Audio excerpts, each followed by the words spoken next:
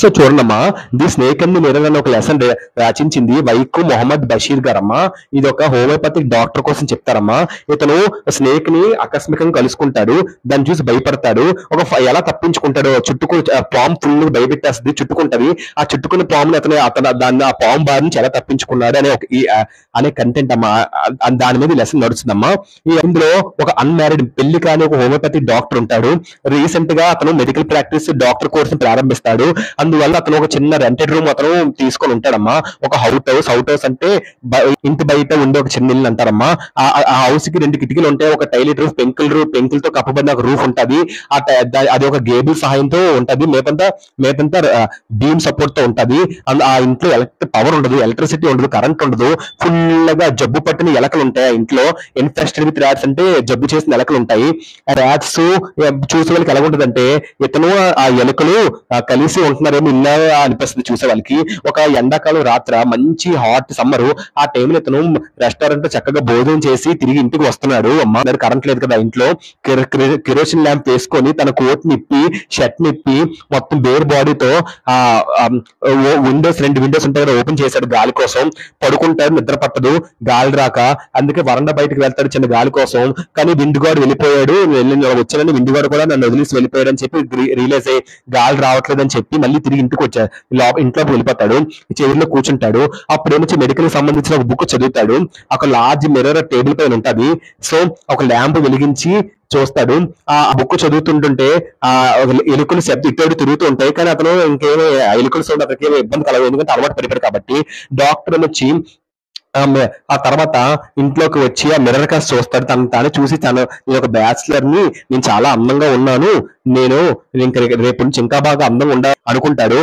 Shaking decisions అంటే shocking decisions తీసుకుంటాడు. వెంటనే రోజు షేవింగ్ చేసుకోవాలి, నేను చిన్న మీసం పెట్టుకోవాలి అండ్ అట్రాక్టివ్ స్మైల్ ఎప్పుడు ఉంచుకోవాలని ఆనందపడతాడు. అంతేకాదు అతను మ్యారేజ్ కోసం ఆలోచిస్తాడు. అతను ఒక అందమైన లేడీ డాక్టర్ ని పెళ్లి చేసుకోవాలి. తాను కూడా మంచి డాక్టర్ మెడికల్ ప్రాక్టీస్ ఉండాలి, ఆమెకు బోల్డ్ డబ్బు ఉండాలి అండ్ ఆమె చాలా లావుగా ఉండాలి. ఎందుకు లావుగా ఉండాలి అంటే నేను ఏదైనా తప్పు చేసినా నన్ను పట్టుకోకుండా ఉంటది కదా, అందుకే ఆమె లావుగా ఉండాలి అనుకుంటాడు. సడన్ గా అలా ఆలోచిస్తాడు. సడన్ గా సైలెన్స్ గా అయిపోద్ది. కానీ డాక్టర్ నిమగ్నం అయిపోతారు కదా, తన డే డ్రీమింగ్ పగటికల్లో నిమగ్నం అయిపోవడం వల్ల సౌండ్ సైలెన్స్ అయిపోద్ది, మొత్తం ఏమి గ్రహించడు. కానీ సడన్ గా ఒక తడ్డని ఒక సౌండ్ పైనుంచి కింద పడుతుంది, ఒక సౌండ్. అది వెంటనే చూసి మెల్లిగా వెనక్కి తిరుగుతాడు. పైనుంచి పడింది ఏంటో కదా, పాము పడతాడు కిందకి. వెంటనే మెల్లిగా వెనక్కి తిరుగుతాడు. వెనక్కి తిరిగినప్పుడు ఏమవుతుందంటే మెల్లిగా వెనక్కి తిరిగి అలా ముందు తిరిగేటప్పటికి ఒక పెద్ద పాము తన చైర్ బ్యాక్ సైడ్ ఉంటది. వెంటనే చైర్ నుంచి డైరెక్ట్ గా అంటే తన షోల్డర్స్ పైకి ఎక్కి మొత్తం చుట్టుకుంటది. తన చెయ్యి అంటే చుట్టుకుపోద్ది, మొత్తం చుట్టేస్తుంది ఆర్మ్ అంతా ఎల్బో వరకు. అదొక డేంజరస్ కాబ్రా. అంటే పడగిప్పడానికి 3 ఇంచుల దూరం ఉంటది. వెంటనే డాక్టర్ ఒక శిలా విగ్రహంలో ఉండిపోతాడు. భయపడిపోతాడు. అంటే ఎక్కడ కదిలితే కాట్ వేసేస్తుందని. అతనికి ఇంకా ఏమని ఆలోచిస్తాడంటే ఈ పాము కాటికి మెడిసిన్ కూడా లేదని, అదే ఇంట్లో ఎంత దౌర్భాగ్యం నా బతుకు అని బాధపడతాడు. కానీ తన మైండ్ యాక్టివ్ ఉంటుంది. అతను దేవుడు దండం పెడతాడు. సృష్టిని విశ్వాన్ని క్రియేట్ చేసి దేవుడు దండం పెడతాడు. దేవుడా నువ్వు ఒక్కరిని రక్షించాలి, ఇప్పుడు నువ్వే దిక్కు అని చెప్పి దేవుడికి వేడుకుంటాడు. నేను ఎప్పుడు అహంకారంగా ఉంటాను, గర్వంగా ఉంటానని ఆలోచించి నాకు పనిష్మెంట్ కి పాము తీసుకొచ్చావు కదా, సారీ తప్పు అయిపోయిందని క్షమించని దేవుడు ప్రార్థపడని దేవుడు వదిలేస్తాడు. అప్పుడేమొచ్చి దేవుడు వదిలిగానే అప్పుడు తర్వాత ఆ నిజాన్ని ఒప్పుకున్నందుకు దేవుడు వదిలేస్తున్నప్పుడు పాము నెమ్మదిగా తన చుట్టూ విడిపించుకుంటది. వెంటనే మిర్రర్ వైపు ఆ పాము వెళ్తది. బహుశా ఆ పాము అద్దంలో చూసుకొని తన బ్యూటీని చూస్తది. డాక్టర్ అనుకుంటాడు బహుశా పాము తన అందాన్ని చూసుకుంటుందేమో అని గ్రహిస్తాడు. వెంటనే పాము వదలడంతో ఇతను ఇదే ఛాన్స్ అని చెప్పి తన శక్తి మెల్లిగా సైలెన్స్ గా చైర్ పక్క నుంచి వెళ్ళిపోయి ఇంట్లోంచి బయటికి వెళ్ళి తనకు శక్తి ఎంత ఉందో అంత దూరం పరుగు తీస్తాడు. వెంటనే వాళ్ళ ఫ్రెండ్స్ ఇంటికి వెళ్ళిపోతాడు. ఈ ఎండింగ్ ఫన్ వచ్చే విధంగా ఎండ్ అవుద్దమ్మా. తర్వాత మార్నింగ్ డాక్టర్ నుంచి ఆ ఇంటికి వెళ్తాడు. వాళ్ళ ఫ్రెండ్ తో 1 రూమ్ నైట్ ఉంటారు కదా, వెళ్ళి తన బిలాంగింగ్స్ అన్ని కలెక్ట్ చేసుకుంటాడు. కలెక్ట్ చేసుకుంటాడు.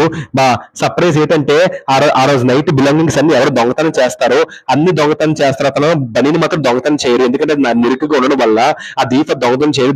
దీప కూడా అర్థమైపోయింది ఇది మురికి బనీని దొంగతనం చేయకూడదని. సో నేను మురికి బనీని వేసుకుంటే దౌర్భాగ్యాన్ని బతుకురాదని బాధపడతాడు.